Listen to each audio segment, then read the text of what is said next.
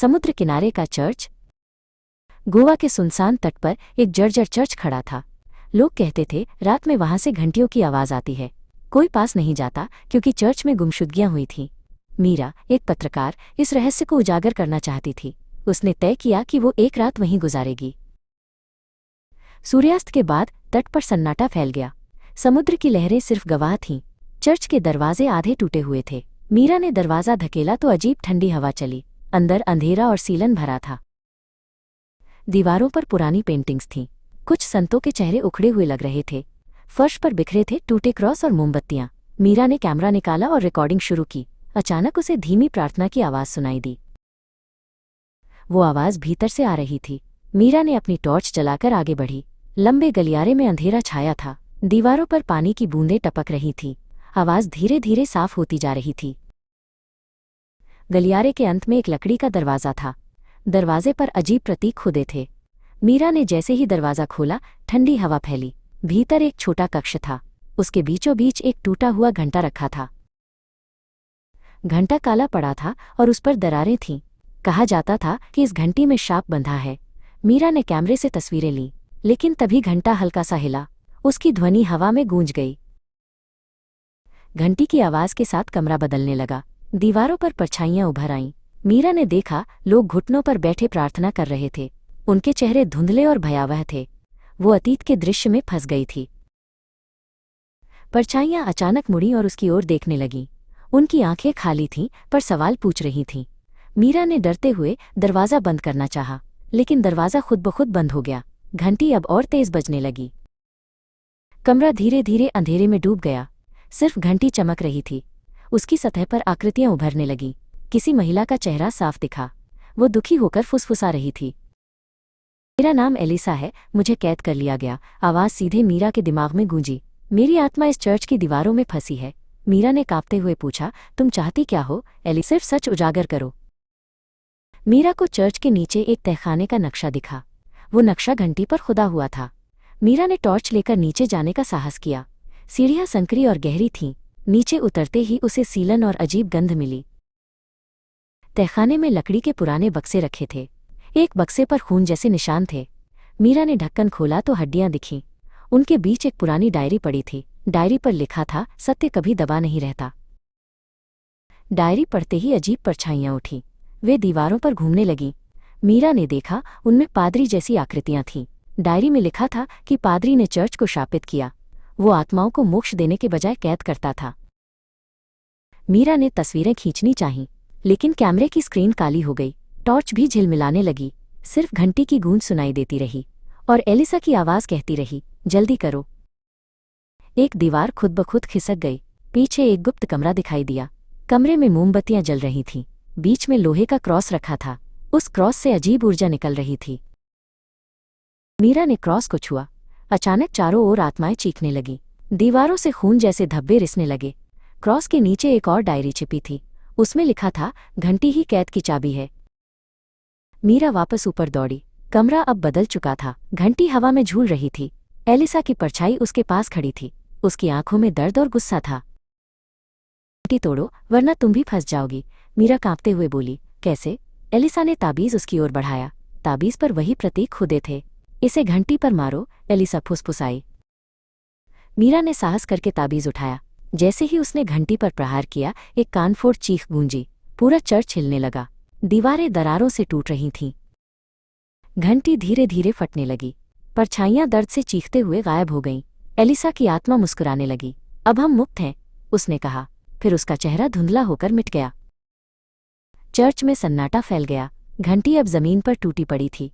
मीरा थकी हुई सांस ले रही थी, लेकिन तभी दरवाजा बंद हो गया और ठंडी हवा फिर से चली।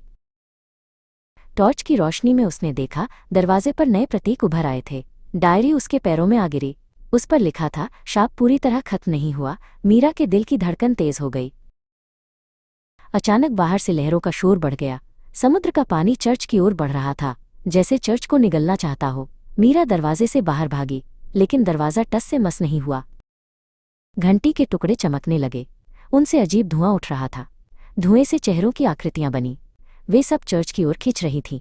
मीरा घबराकर चिल्लाई। अचानक दरवाजा खुल गया। मीरा बाहर रेत पर गिर पड़ी। चर्च धीरे धीरे समुद्र में डूबने लगा। सिर्फ घंटी का एक टुकड़ा रेत पर रह गया। मीरा जानती थी रहस्य अभी खत्म नहीं हुआ। आधी रात का स्टेशन। गांव के बाहर एक पुराना रेलवे स्टेशन था। 20 साल पहले वहां ट्रेनें रुकना बंद हो गई थीं। लोग कहते थे वहां आधी रात को सीटी बजती है, लेकिन असल में कोई ट्रेन कभी नहीं आती। आरव, एक पत्रकार, उस जगह पहुंचा। उसे भूतिया स्टेशन की सच्चाई जाननी थी। चारों ओर जंग लगे खंभे और टूटी बेचें थीं। स्टेशन की घड़ी हमेशा 12:15 पर अटकी थी। ठंडी हवा चल रही थी। अचानक प्लेटफॉर्म की परछाइयां लंबी हो गईं, जैसे कोई उनके बीच चल रहा हो, लेकिन वहां कोई इंसान नहीं था। आरव ने कैमरा निकाला। फ्लैश मारते ही कुछ दिखा। एक बूढ़ा गार्ड हरीश रेलिंग पर खड़ा था, लेकिन अगले ही पल वो गायब हो गया। वो डर के बावजूद टिकट खिड़की तक गया। खिड़की के अंदर धूल से ढकी रजिस्टर बुक रखी थी। आरव ने पन्ने पलटे। हर पेज पर लिखा था 12:15 गाड़ी रवाना। लेकिन कोई गाड़ी नंबर दर्ज नहीं था, सिर्फ समय और लाल स्याही के धब्बे। अचानक एक पन्ना खुद ही फड़फड़ाया और अगली गाड़ी आज लिखा दिखा।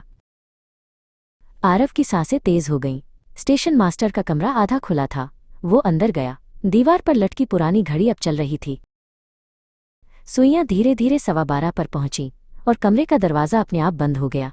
लाइट टिमटिमाई। आरव अकेला फंस गया। टेबल पर एक जेब घड़ी रखी थी। उस पर धूल नहीं थी, मानो अभी रखी हो। जैसे ही उसने छुआ, फुसफुसाहट सुनाई दी, समय रुक चुका है तुम्हारे लिए भी।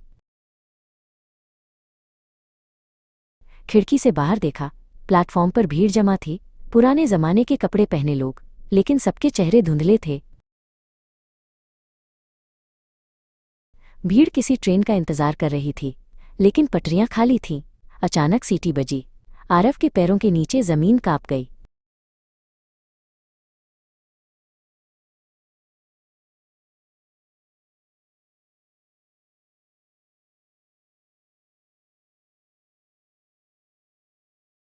अदृश्य ट्रेन प्लेटफॉर्म पर आकर रुकी। दरवाजे खुलने की आवाज आई। लोग चढ़ने लगे, पर बिना आवाज के। आरव सब देखता रह गया। एक बच्ची, स्मृति, उसके सामने रुकी। उसने कहा, भैया, हमारी घड़ी वापस करो। आरव हक्का बक्का रह गया। वो घड़ी उसकी मुट्ठी में कस गई। अचानक बच्ची धुंध में बदल गई। उसकी हंसी गूंजती रही प्लेटफॉर्म पर, और लोग उसकी ओर देखने लगे, जैसे सब उसी से कुछ मांग रहे हों। आरव भागकर स्टेशन मास्टर के कमरे में आया। दीवार पर नक्शा टंगा था। नक्शे पर लाल स्याही से एक कमरा चिन्हित था। गुप्त कमरा नीचे लिखा था। उसने लकड़ी का फर्श ठोका। एक जगह खोखली लगी। उसने ढक्कन हटाया। नीचे अंधेरी सीढ़ियां उतर रही थीं। मोबाइल टॉर्च जलाकर वो नीचे गया। तहखाने में पुरानी सीटें और टिकटें रखी थीं, लेकिन सब जली हुई थीं, जैसे कोई आग लगी हो। बीच में एक मेज पर काला डिब्बा था। डिब्बा बंद था, लेकिन उससे टिक टिक की आवाज आ रही थी। आरव ने खोलने की कोशिश की। अचानक हवा ठंडी हो गई।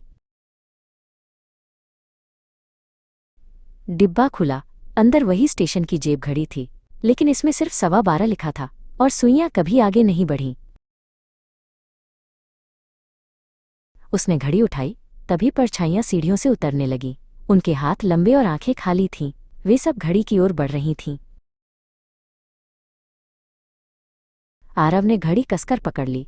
अचानक आवाज आई, या तो इसे पहन लो या हमें सौंप दो। उसका दिल तेज धड़कने लगा। उसने घड़ी अपने गले में डाल ली। पल भर में तहखाना हिलने लगा। दीवारें ट्रेन की खिड़कियों में बदल गईं। वो अब डिब्बे के अंदर था, और ट्रेन चल पड़ी। बाहर के नज़ारे अजीब थे। पेड़ उल्टे लटक रहे थे। चांद खून जैसा लाल था, और ट्रेन सीटी बजा रही थी। सामने की सीट पर वही गार्ड हरीश बैठा था। उसने कहा, अब तुम भी इस सफर का हिस्सा हो। आरव चीख पड़ा, लेकिन उसकी आवाज किसी ने नहीं सुनी। आज भी आधी रात को उस स्टेशन पे सीटी बजती है, लेकिन कोई ट्रेन नहीं दिखती। लोग कहते हैं प्लेटफॉर्म पर अब एक नया चेहरा भीड़ में दिखाई देता है। वो है पत्रकार आरव, जो कभी लौटकर नहीं आया।